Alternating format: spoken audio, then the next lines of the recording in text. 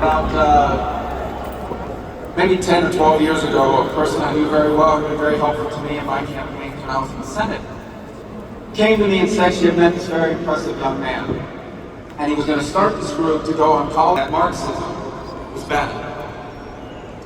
And I remember thinking back then, I'm going to admit to you guys, I was a little skeptical. I said, college campuses, you're going to do that? Why don't you start somewhere easier, like, for example, communist Cuba, you know?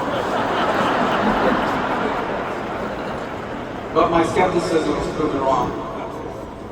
In place after place over the last 12, 14, 16 years, we've seen this renaissance. Understand where we were at that time in our history. Understand where we are still today in many places, where young Americans are actively told that everything that they were taught, that all the foundations that made our society and our civilization so grand, they were all wrong, they were all evil, that marriage is oppressive, that children are a burden, that America is a source of evil, not of good in the world. And here was this voice that inspired a movement in which young Americans were told, that is not true. The highest calling we are called to is to be in a successful marriage and to raise productive children.